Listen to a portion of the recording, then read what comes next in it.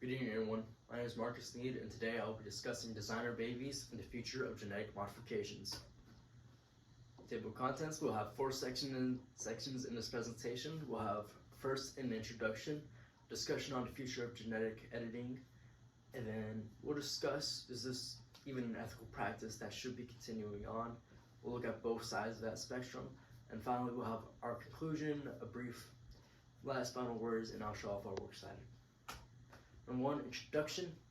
As it currently stands, the state of genetic modification of human embryos is still up in the air. It's being debated.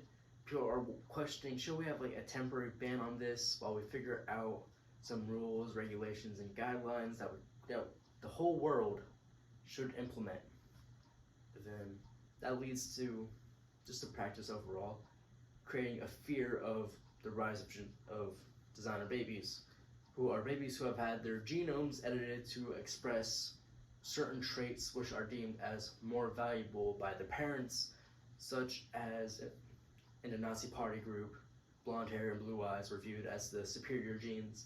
In that area, it might change, it might adjust it for a more modern view. That was really back in the 1930s, 40s, and whatnot. So the view of superior genes could have shifted. We really don't know. The fear of creating a new eugenics with the rise of the efficiency, more likely, of genetic modification, creating that fear. And that can really be seen in the He Jiankui incident, where during the second international summit of genetic editing, he revealed the birth of two twins, both who he claimed had an immunity to HIV, which is a phenomenal thing if it were true, but we have absolutely no way of testing it, because right after he announced it, as soon as he got back to China, he was instantly detained by the CCP. Yeah, CCP, that's right acronym, my bad, sorry. The CCP, and then he was detained for 2.5 years, and he just recently got out and stated that he's going to be continuing his research and ask for more donations. As for the set of twins that he had, well, he hadn't given birth to, but he had created, I suppose, they were both separated, put into two different schools, and are living their lives as usual. But because of this incident, the WHO Institute, they released two doctrines. The first one was a legal doctrine for countries who want to allow the practice.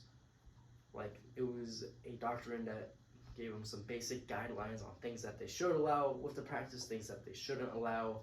And then that eventually led to a list of recommendations also being published. This is the second doctrine they posted on the topic, which really it discussed on some recommendations, as the title says, more about the agencies and support groups that countries who are allowing to practice should have, such as like a national registration for genetically modified children, just so the government will be able to identify who has gone through and had their genome edited.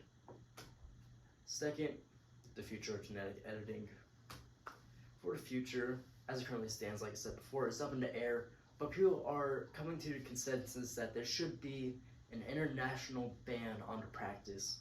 Well, they, as an international group, discuss, should we have this practice implemented or not? And if we do have it, what rules and regulations should there be? And this is outside of the WHO guidelines. They're using those as base, but they're expanding it on it. But there are two opinions on this, two sides. There's the pro-ban and there's the anti-ban. For the pro-ban side, they believe that having the ban will, one, help, like, ban will regulate it, will regulate the practice. It'll be like, hey, we should only allow these doctors to be able to do this, or doctors who have these credentials to be allowed to do genetic editing, and it'll also like completely get rid of the fear of the creation of designer babies by having those rules and regulations in place. And there's the side of the anti-ban, who believe that if they drive like the practice underground, it's gonna become a whole lot more dangerous, and like it's here and it's here to stay, and there's nothing we can do about it. So if you drive it underground, it's just gonna be more risky and not that great. But that also leads to two other points in virtual gametogenesis. In virtual gametogenesis is the second most popular way of performing genetic modification on human embryos outside of CRISPR. CRISPR is the first most popular one, but it comes with a variety of issues. It's not that effective, pretty much, but the in vitro gametogenesis is and is more on the rise. However, it's not needed in the creation of designer babies because certain parents, mainly of the upper class, but it's more reaching down to lower or whatever is left of middle class of America, and having other people birth your baby. They infuse a sperm into the donor and have that child instead, which has that parent's genes, that mother's genes instead. Which, I mean, that has nothing to do with genetic modification, and that is also a more accepted practice than both CRISPR and in vitro gametogenesis. And also, genetic editing practices are not to that level to create designer babies. No matter how much people fear them, we are just simply not there technologically. We're nowhere close to there. It's gonna be like another 100 years until we're there. And finally, is this even an ethical practice? Should we even be considering this? And for that, Darisky and Hassan, they all agree that across every political group, across every American, across every Canadian, Mexican, everybody, no, that was mainly an American-centric view, but everybody should be discussing this topic more. They should be expressing their opinions on it more. Because there's two sides to this. There's, like I said before, the pro-ban designer babies, all that fear, and then there's the practice, the anti-ban that says, hey, we shouldn't, we're gonna drive this underground. It's become a whole lot more risky, a whole lot more negatively viewed, because it's not gonna go away.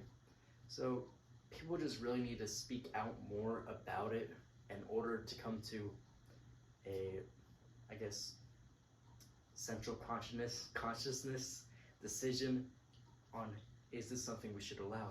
Because in the current state, it is up to each individual country. Both Australia and Britain have two different views on this. Australia is saying, oh yeah, we allow to practice, while Britain is having a absolutely not. And America is kind of the middleman.